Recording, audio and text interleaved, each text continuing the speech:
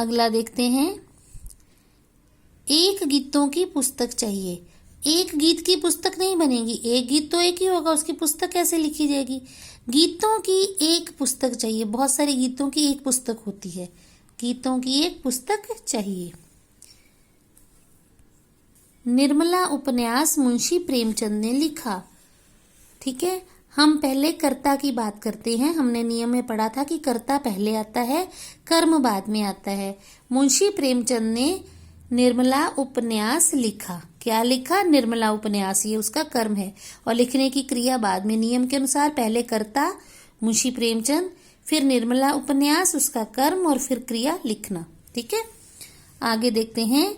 ये घटना जब मैं 20 वर्ष का था उस समय की है।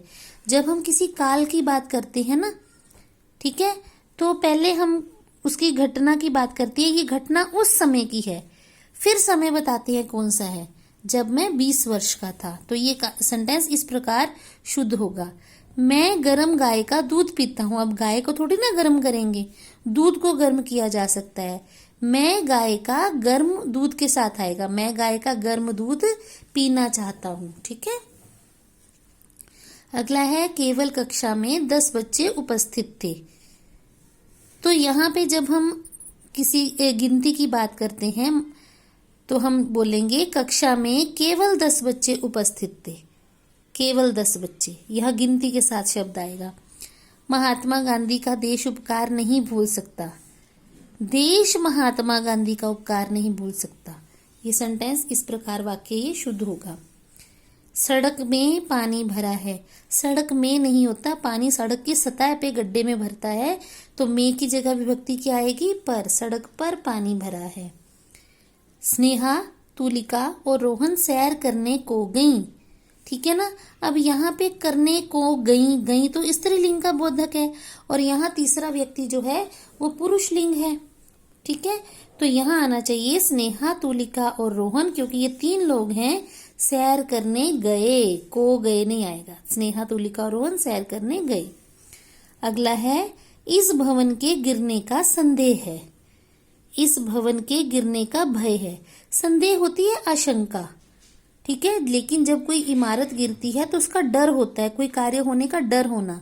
आशंका होना और चीज होती है, लेकिन किसी कार्य के होने में डर लगता है तो भय उसका भाव होता है।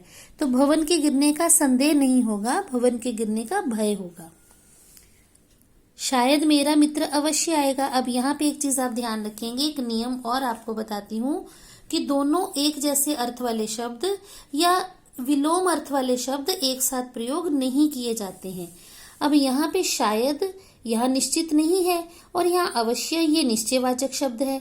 तो दोनों शब्द जो हैं शायद और अवश्य तो एक दूसरे के विपरीत भाव वाले हैं ना, तो उन दोनों में से एक शब्द आएगा। या तो हम लिखेंगे शायद मेरा मित्र आएगा या फिर मेरा मित्र अवश्य आएगा। तो हम 2 विपरीत अर्थ वाले शब्दों का प्रयोग एक साथ नहीं करते।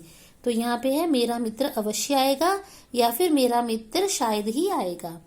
कहानी को पढ़कर आनंद का आभास होता है। आभास होना जैसे संदेह होना, लेकिन अगर आपको आनंद आया है तो आप कंफर्म्ड हैं, निश्चित हैं कि आपको आनंद आया है। ठीक है ना, तो आप जिस चीज को आप महसूस करते हैं निश्चित तौर पर, वो अनुभव होता है, आपका एक्सपीरियंस होता है। तो कहानी को पढ़कर आनंद का अनुभव होता है। यहाँ ये शब्द उचित रूप में प्रयोग नहीं किया गया। सही शब्द क्या आना था? अनुभव। हम परस्पर आपस में लड़ते हैं। अभी मैंने ऊपर नियम आपको बताया था कि विपरीत अर्थ वाले शब्द और एक ही अर्थ वाले शब्द, सेम अर्थ वाले पर्यायवाची शब्द एक साथ प्रयोग नहीं होते। परस्पर का तो अर्थ ही होता है आपस में। अब यहाँ या तो परस्पर लिखेंगे या आपस में लिखेंगे। ये वाक्य होगा हम परस्पर लड़ते हैं, या फिर हम बोलेंगे हम आपस में लड़ते हैं। हम परस्पर लड़ते हैं। ठीक है, एक शब्द का प्रयोग हुआ। उनका बहुत भारी सम्मान हुआ। सम्मान जो होता है भारी नहीं होता, अधिक होता है। उनका बहुत अधिक सम्मान हुआ, भारी नुकसान होता है। ठीक है, तो सही शब्द का चयन यहाँ पे क्या होगा? उनका बहुत सम्मान हुआ या उनका अधिक सम्मान हुआ। मैं आदर सहित नमस्कार करता हूँ। जब हम प्रणाम करते हैं किसी को आदर देते हैं तो प्रणाम करने की स्थिति में हम आदर सहित शब्द ना लिखकर सादर लिखते हैं। सादर नमस्कार, सादर प्रणाम, उसका अर्थ ही आदर सहित होता है, लेकिन शब्द सही क्या है? सादर। तो ये देखिए, मैं सादर नमस्कार करता हूँ। इधर उधर की व्यर्थ बातें मत करो। इधर उधर की बातें और व्यर्थ बातें दोनों का एक ही मतलब है। इधर उधर की बातें मतलब बेकार की बातें, बेकार यानी व्यर्थ, तो दोनों में से एक शब्द आएगा।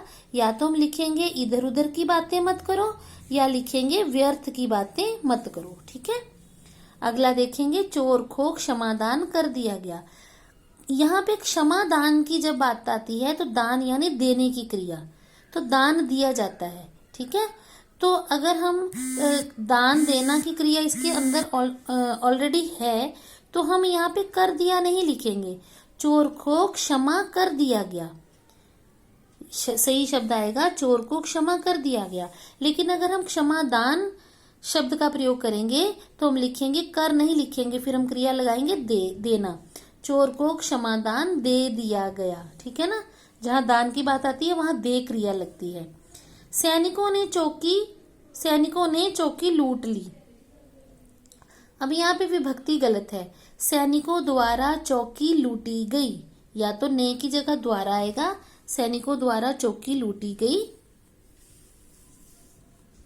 या फिर हम इसको लिखेंगे सैनिकों ने चौकी लूट ली। ठीक है, अगला है, उसका तो प्राण पंखेरु उड़ा दिए। उसके तो प्राण पंखेरु उड़ गए। पंखेरु होते हैं पक्षी, प्राण होती हैं सांसें। हम अपने शरीर को धर्म के अनुसार एक पिंजरा मानते हैं और प्राण उसके अंदर पक्षी है। जब ये उड़ जाता है तो शरीर रूपी पिंजरा निष्प्राण हो जाता है।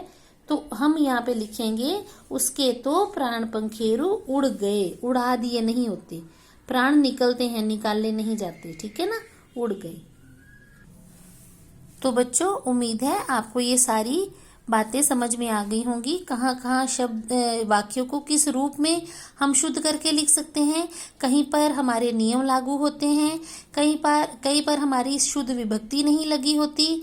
कई बार हम लोग क्या करते हैं कि स्थानीय भाषा के प्रभाव के अंतर्गत शब्द को गलत बोलते हैं। जैसे यहाँ एक उदाहरण के तौर पर एक बात बताती हूँ। यहाँ पे हमने कहा कि माता जी ने कटोरी में सब्जी गेर दी, सब्जी में नमक गेर दिया। तो गेर दिया शब्द यहाँ की स्थानीय भाषा का है, लेकिन वो शुद्ध रूप नहीं है। क्या बोलना चाहिए? माता जी ने सब्जी में नमक डाल दिया। ठीक है ना, तो इस तरह बहुत से शब्द स्थानीय भाषा के प्रभाव के कारण हम अशुद्ध बोलते हैं। लेकिन अगर हमें व्याकरण का सही ज्ञान है तो हम भाषा की अशुद्धियों को मौखिक रूप में और लिखित रूप में ठीक कर सकते हैं। धन्यवाद।